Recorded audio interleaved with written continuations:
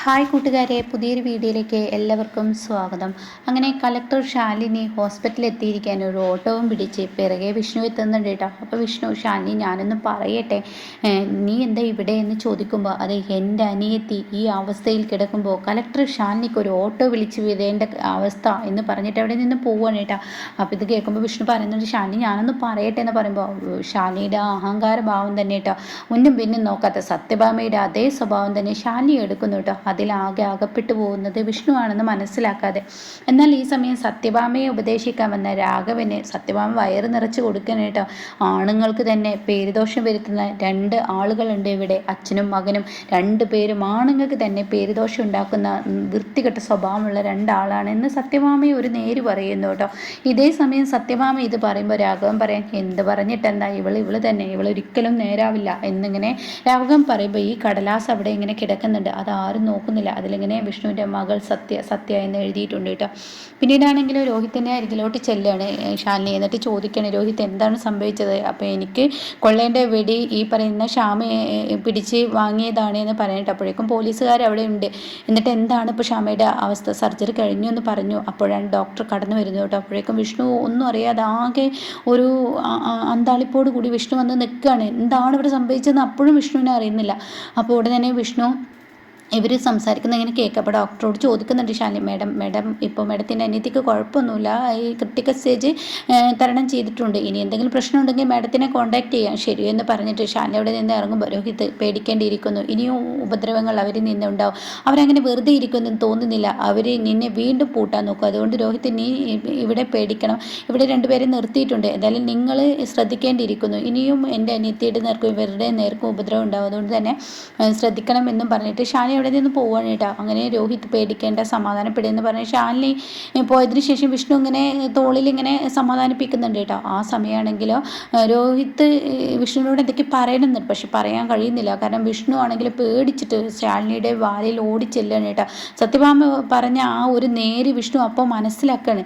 അങ്ങനെ ശാലിനിയുടെ അരികിലോട്ട് വിഷ്ണു ഓടിച്ചെല്ലുമ്പോൾ വിഷ്ണു പറയാണ്, ശാലിനി ഞാനൊന്നും അറിഞ്ഞിട്ടില്ല, സത്യത്തിൽ എന്താണ്, ഞാൻ എവിടോട്ടാണ് പോയത്, നീ ഒന്ന് അറിയാൻ ശ്രമിക്ക്, അതിന് മുന്നേ നീ എന്നോട് കിടന്ന് ചാടല്ലേ എന്നിങ്ങനെ പറയുമ്പോൾ ഉടൻ തന്നെ ശാലിനി പറയാണ്, എൻ്റെ അനിയത്തി ഈ അവസ്ഥയിൽ കിടക്കുമ്പോൾ എനിക്കൊന്നും കേൾക്കണ്ട, നിങ്ങൾ ആ ചാവി ഇങ്ങ് തരുന്നുണ്ടോ എന്ന് പറഞ്ഞ് വിഷ്ണുവിൻ്റെ കൈകളിൽ നിന്ന് ആ ചാവി പിടിച്ചു വലിച്ച് ശാലിനി തന്നെ ഡ്രൈവ് ചെയ്ത് അവിടെ നിന്ന് പോവുകയാണ് കേട്ടോ. അതേസമയം വിഷ്ണു ആണെങ്കിലോ തൻ്റെ ഒരു അവസ്ഥ അമ്മക്ക് മുന്നിലും ഭാര്യയ്ക്ക് മുന്നിലും ഒരുപോലെ ഒരു പൊട്ടനെ പോലെ താൻ അങ്ങോട്ടും ഇങ്ങോട്ടും ഇട്ട് ഓടിക്കുന്നത് കാണുമ്പോൾ വിഷ്ണുവിന് തന്നെ ഒരു വിഷമം തോന്നണം കേട്ടോ. തൻ്റെ അവസ്ഥ ഒരുപാട് ദുരിതങ്ങൾ അനുഭവിച്ച് അറിഞ്ഞിട്ട് എന്ത് എന്നുള്ള ആ ഭാവത്തിൽ വിഷ്ണു നിൽക്കുന്നുണ്ട് കേട്ടോ. പിന്നീടാണെങ്കിലോ ശാലിനി നേരെ സുസ്മിതയുടെ വീട്ടിലോട്ട് ചെല്ലും. അപ്പോൾ സുസ്മിതയാണെങ്കിൽ പുറത്ത് പോകാൻ ഇറങ്ങുന്ന സമയമാണ്. അപ്പോഴേക്കും സുസ്മിത, ഓ വന്നോ, നീ ഇവിടെ എത്തുമെന്ന് ഞാൻ മനസ്സിലാക്കിയിരുന്നു, അപ്പം നിനക്കെന്നെ പേടിയുണ്ട്. നീ എന്തായാലും എൻ്റെ ഒരു ഇരയല്ല, കാരണം വലിയ കൊമ്പത്തിരിക്കുന്നവരെയൊന്നും ഞാൻ എൻ്റെ ഇരയാക്കാൻ ഉദ്ദേശിക്കുന്നില്ല, അപ്പം നിനക്കറിയാം ഞാനൊരു കൊമ്പത്താണ് ഇരിക്കുന്നതെന്ന്, അപ്പം നിനക്കെൻ്റെ വില എന്താണെന്ന് നന്നായി അറിയാം എന്നൊക്കെ പറയണേട്ടോ. അപ്പോൾ ഉടൻ തന്നെ അത് പറയുമ്പോൾ അതെനിക്കറിയാവുന്നത് കൊണ്ട് തന്നെ നിന്നോട് മുട്ടാൻ ഞാനില്ല എന്ന് പറയട്ടെ. അത് കേൾക്കുന്ന ഷാലിനി ചോദിക്കുകയാണ്, പിന്നെ എന്തിനാടി നീ എൻ്റെ അനിയത്തിയെ വെച്ച് കളിച്ചത്? അതെ, നിൻ്റെ അനിയത്തിക്ക് ഷൂട്ട് ഏറ്റു എന്നുള്ള സത്യം അറിഞ്ഞു, വെടിയേറ്റു എന്നുള്ളത് അറിഞ്ഞു, പക്ഷേ അതൊന്ന് അങ്ങോട്ടും ഇങ്ങോട്ടും തെന്നിപ്പോയി, അത് കറക്റ്റ് സ്ഥാനത്തായിരുന്നെങ്കിൽ അവളുടെ കഥ അങ്ങ് തീർന്നായിരുന്നു എന്ന് പറയാനിട്ടോ. ഇതേ സമയം ഷാലിനി പറയണേ, നീ കളിച്ചത് ആരോടാണെന്ന് നിനക്കറിയില്ലേ, എന്നിട്ട് നീ കളിച്ചത് എന്ത് എന്ന് ചോദിക്കുമ്പോൾ തന്നെ അവിടെ സുസ്മിത പറയാണ്, കളിച്ചത് ആരോടാണെന്ന് വ്യക്തമായി ഞങ്ങൾക്കറിയാം, പക്ഷേ അത് കറക്റ്റ് സ്ഥാനത്തോട്ട് എത്തിയില്ല എന്നുള്ള ആ ഒരു കുറ്റബോധമാണ്. എന്തായാലും സുസ്മിത കളിക്കുമ്പോൾ തരത്തിൽ തന്നെ നോക്കി കളിക്കുമെന്ന് പറഞ്ഞിട്ട് സുസ്മിത ഇതാക്കുകയാണ് കേട്ടോ. അപ്പോൾ ഉടനെ തന്നെ സുസ്മിത ഇങ്ങനെ ഈ ചിലക്കുന്നത് കാണുമ്പോൾ ശാലിനിക്ക് ദേഷ്യം പിടിക്കുകയാണ്. അപ്പോൾ ശാലിനിയോട് പറയാണ്, നീ മുട്ടിയത് കളക്ടർ ശാലിനി വിഷ്ണുവിനോടാണ്, അവളോട് കളിച്ചാൽ എങ്ങനെയുണ്ടെന്ന് നിനക്കറിയാനിരിക്കുന്നേ ഉള്ളൂ, നീ സെല്ലിൽ പോയി കിടക്കും, സെല്ലൊന്നും എനിക്കൊരു പുത്രിയല്ല, കാരണം അവിടുത്തെ വനിതാ കോൺസ്റ്റബിൾ പോലും എന്നെ ഉപദ്രവിക്കാൻ എത്തുമ്പോൾ അവരുടെ കൈ വിറക്കുകയാണ് ചെയ്തത്, സുസ്മിത അത്രയും വലിയൊരു തീക്കനൽ തന്നെയാണെന്ന് പറയാം കേട്ടോ. അപ്പോൾ ഈ സമയം ശാലിനിക്ക് ദേഷ്യം പിടിച്ച് സുസ്മിതയുടെ കഴുത്തിനങ്ങൾ പിടിച്ച് ഞെരിച്ചിട്ട് ഒരൊറ്റ എറിഞ്ഞതിന് ശേഷം, എടി നീ കളിച്ചത് ശാലിനിയോടാണ്, ശാലിനിക്ക് മുന്നും പിന്നും നോക്കാനില്ല, ശാലിനിയുടെ കുടുംബം കുടുംബത്ത് കയറി കളിച്ച ശാലിനി വെറുതെ ഇരിക്കില്ല. ശാലിനി ആരാണെന്ന് നീ വിചാരിച്ചിരിക്കുന്നത്? ശാലിനി ഈ ശാലിനിക്ക് നിന്നെ പൂട്ടാനും അറിയാം, നിന്നെ ഇറക്കാനും അറിയാം. അപ്പോൾ ഇതൊക്കെ കേട്ടിട്ട് മേലെ ഇങ്ങനെ നിൽക്കുന്നുണ്ട് കേട്ടോ ജഗദീപ്. അപ്പോൾ ജഗദീപ് ഇത് പുഞ്ചിരിയോടുകൂടി നേരിട്ട് നിൽക്കുകയാണ്. അങ്ങനെ ശാലിനി ഉപദ്രവിക്കുന്നത് കാണുമ്പോൾ സുസ്മിത ആകെ പേടിച്ച് നെഞ്ചത്ത് കൈവച്ച് നിൽക്കുകയാണ്. ആ സമയമാണ് അങ്ങോട്ടേക്ക് ഈ CA ചന്ദ്രബോസ് കടന്നു വരുന്നത് കേട്ടോ. അപ്പോൾ CA ചന്ദ്രബോസിൻ്റെ വരവ് കാണുമ്പോൾ ശാലിനി ദേഷ്യത്തോടു കൂടി നിൽക്കുമ്പോൾ ഉടൻ തന്നെ CA ചന്ദ്രബോസ് പറയാണ്, മേഡം എന്തിനാ ഞങ്ങളായിട്ട് ഇങ്ങനെ ഉപദ്രവിക്കുന്നത്? വല്ലവരും വല്ലതും ചെയ്തതിന് ഞങ്ങളുടെ മേലിലോട്ട് വരണോ? അപ്പോഴേക്കും ഉടൻ തന്നെ ശാലിനി പറയണേ, ആര് എന്ത് ചെയ്തു എന്ന് എനിക്ക് നന്നായിട്ട് അറിയാം. എൻ്റെ അനിയത്തിയെ ഈ രൂപത്തിലാക്കാൻ കളിച്ചത് ആരുടെ ഒത്താശയെന്ന് എനിക്കറിയാം. നിങ്ങളുടെ രണ്ടുപേരുടെയും ഒത്താശയാണ്. എന്നാൽ എനിക്ക് ഇനി ഒന്നും നോക്കാനില്ല. എൻ്റെ കളക്ടർ ആ ഒരു പേപ്പറിൽ ഒരു പക്ഷേ റെഡ് മാർക്ക് വീണേക്കാം, എന്നാലും വേണ്ടില്ല. കളക്ടർ സേവനം ചെയ്യേണ്ട കളക്ടർ നിങ്ങൾക്കൊരു ഉപദ്രവം ചെയ്യാനും കളക്ടർ മടിക്കില്ല. കാരണം എന്താണെന്നറിയോ, കളക്ടറുടെ കുടുംബത്ത് കയറി കളിച്ച കളക്ടർ വിവരം എന്തെന്ന് അറിയിക്കും എന്നൊക്കെ ഇങ്ങനെ പറയുമ്പോൾ ഉടൻ തന്നെ CA ചന്ദ്രബോസ് പറയണേ, ഏതേനെ ആര് എന്ത് പോയാലും ഞങ്ങളെ ഉപദ്രവിച്ചിട്ട് എന്താ കാര്യം?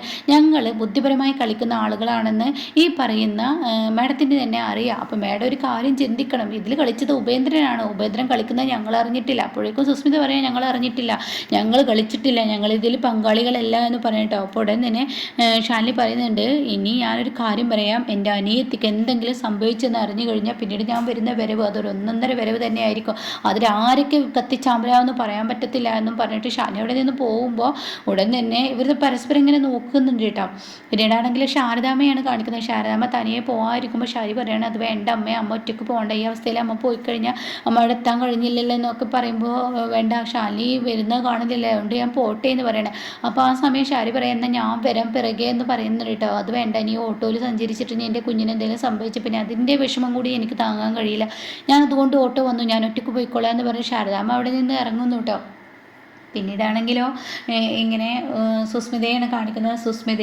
സുസ്മിത ഉപേന്ദ്രനെ വിളിച്ചിരിക്കുകയാണ്. എന്നിട്ട് ഉപേന്ദ്രനോട് പറയാണ്, ഇപ്പോൾ ഒറ്റക്കാണോ കളി, മറ്റുള്ളവരെ വിളിക്കുന്ന പരിപാടിയൊന്നും ഇല്ലേ എന്ന് ചോദിക്കുമ്പോൾ ഉപേന്ദ്രൻ പറയാണ്, ആളേറിയ പാമ്പ് ചാവില്ല എന്നൊക്കെ പറഞ്ഞ് കേട്ടിട്ടുണ്ടല്ലോ, അതിന് വേറൊരു ചൊല്ലുമുണ്ട്, അതും മനസ്സിലാക്കുന്നത് നല്ലതാണ്. ഒറ്റയ്ക്ക് കളിക്കുമ്പോൾ പല ആപത്തുകളും നിങ്ങളെ തേടി വരും. ഈ ഉപേന്ദ്രനെ ആർക്കും അങ്ങനെ തകർക്കാൻ കഴിയില്ല, അത് നിങ്ങളുടെ തോന്നൽ മാത്രമേ, നിങ്ങളുടെ നിഴൽ കണ്ട അവർ നിങ്ങളെ പൂട്ടു എന്നുള്ളത് ഉറപ്പാണ്. ആരാണ് വിഷ്ണു എന്ന് നിങ്ങൾക്ക് ഇന്നേ വരെ അറിയില്ല. വിഷ്ണു പുറത്തിറങ്ങിക്കഴിഞ്ഞാൽ എന്താണ് ഉണ്ടാവുക എന്നുള്ളത് നിങ്ങൾ മനസ്സിലാക്കിയിട്ടില്ല. വിഷ്ണു ആരാണെന്ന് നിങ്ങൾ മനസ്സിലാക്കണം എന്നൊക്കെ പറയുമ്പോൾ ഉടൻ തന്നെ ഉപേന്ദ്രൻ പറയണേ, എനിക്ക് എൻ്റെ നിഴലിനെ പോലും പേടിയില്ല, എന്നാൽ നിങ്ങൾ നിഴലിനെ പേടിച്ചോളൂ, അതാണ് നിങ്ങൾക്ക് നല്ലത് എന്ന് പറയുന്നുണ്ട് കേട്ടോ.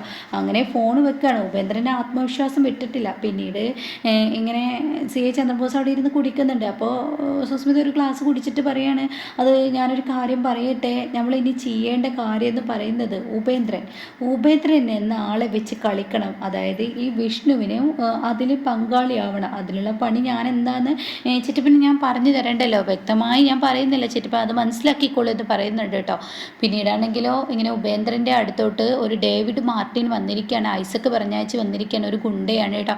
അപ്പോൾ ഇന്ന ഭാഗത്തൊക്കെ ഗുണ്ടകളുണ്ട് എന്ന് പറഞ്ഞു. പക്ഷേ ഈ ഡേവിഡ് മാർട്ടിൻ എന്ന പേര് കേട്ടപ്പോൾ തന്നെ എനിക്ക് അതിലൊരു എന്തോ തോന്നി, തന്നെ കൊണ്ട് എന്തിനു കഴിയും. അപ്പോൾ ഐസക്ക് സാറ് എനിക്ക് പറഞ്ഞതിനേക്കാൾ കൂടുതൽ പണം തരാറുണ്ട്, അതുകൊണ്ട് തന്നെ ഞാൻ അങ്ങനെ ഇങ്ങനെയൊന്നും പണികൾ ചെയ്യില്ല, അത്രയും ആളുകളുടെ വേണ്ടപ്പെട്ട ആളുകളുടെയൊക്കെ പണിയാണ് ഞാൻ ഏറ്റെടുക്കുള്ളൂ എന്ന് പറയുമ്പോൾ, ഓ നിങ്ങൾ പേടിക്കണ്ട, നിങ്ങൾക്കുള്ള പണം ഞാൻ തരും, അഡ്വാൻസായി ഇപ്പോൾ തന്നിരിക്കുന്നു, ഇനി ഈ കാണുന്ന ആളെ അങ്ങ് തീർത്തേക്കണം, തീർക്കുന്നതിനോടുകൂടി ഇരട്ടി പണം ഞാൻ നിങ്ങളുടെ മുന്നിലോട്ട് എറിഞ്ഞു തരുമെന്ന് ഉപേന്ദ്രൻ പറയുന്ന ആ ഒരു സീനിലാണ് കേട്ടോ ഈ എപ്പിസോഡ് നിർത്തിയിരിക്കുന്നത്.